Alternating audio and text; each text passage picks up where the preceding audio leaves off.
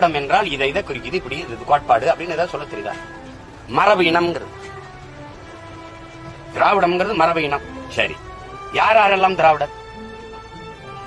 என்ன கேட்டீங்கல்ல, யாரெல்லாம் தமிழர், யாரெல்லாம் திராவிடர்? கன்னடர், தெலுங்கர், துளுவர், மலையாளி, இவெல்லாம் எந்த மொழியிலிருந்து பிறந்தவர்கள்? தமிழிலிருந்து. அப்ப ஒண்ணு நீங்க தமிழியம்னா சொல்லிருக்கலாம், திராவிட மொழின்னா தமிழிய மொழி குடும்பங்களா சொல்லிருக்கலாம். இல்ல, சரி திராவிடம்னு சொன்னீங்க. இதுல தெலுங்கர் நாங்கள் மரபினம், திராவிடம் என்பது எங்கள் மரபினம். இல்ல கன்னடர்கள் திராவிடம் என்பது எங்கள் மரபினம், அல்லது துளுவர் திராவிடம் என்பது எங்கள் மரபினம், அல்லது மலையாளிகள் திராவிடம் என்பது எங்கள் மரபினம். யாராவது சொல்றாங்களா?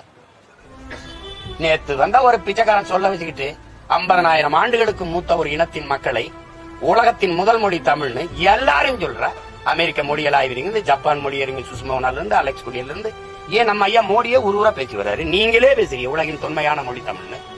எவ்வளவு பெரிய இலக்கிய வளம், எவ்வளவு பெரிய வரலாற்று தொன்மை கொண்ட ஒரு இனத்தின் மக்களை ஒரு வேற்று சொல்ல, அதான் வெறியா வருதுல என் தம்பி. அதை வச்சுதான் போட்டான். நான் யாருன்னு நான் தான் நம்பி சொல்லுவேன். நீ யாருன்னா நான் சீமா, நான் தமிழன், நான் தான் சொல்லுவேன்.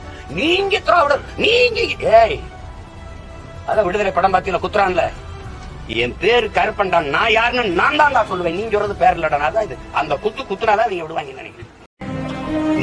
அவர் ஒரு விளங்காத அரசியலை பேசிக் கொண்டு தெரிந்தார். இவர் வந்ததினால் உடனடியாக நடந்தது சீமான் க்ளோஸ். திரு சீமான் அவர்களுடைய கட்சியில் இருந்த அந்த தொண்டர்கள் இருக்காங்க இல்லையா, ரொம்ப கிளாரிட்டியான தொண்டர்கள், ரொம்ப வீரியமான தொண்டர்கள். இன்று நீங்கள் எப்படி ஆசையாக தன்னுடைய தலைவனுக்காக வந்து உட்கார்ந்து இருக்கிறீர்களோ, அப்படி சீமானுடைய பேச்சை கேட்பதற்காக கூட்டம் கூட்டமாக தமிழகத்திலேயே பேச்சால் வென்றது கலைஞருக்கு பிறகு திரு சீமான் அவர்கள் தான். ஆனா அதை நம்ம பேசும்போது அந்த நிலையை கிண்டல் செய்வது என்பது என்ன பிரச்சனைங்கிறது சொல்லிடுறேன். தமிழக மக்களுடைய, தமிழக இளைஞர்களுடைய நம்பிக்கையை ஒரு மூத்த பேச்சாளர் உடைக்கும் பொழுது அந்த இளைஞனுடைய நம்பிக்கை உடைந்து, அவர் உடைத்தது சீமானுடைய தொண்டர்கள் நம்பிக்கை அல்ல, விஜய் தொண்டர்களுடைய நம்பிக்கையும் சேர்த்து உடைத்து விட்டு போய்விட்டார் என்பதை நீங்க இந்த நேரத்தில் புரிஞ்சுக்கணும். ஏன்னா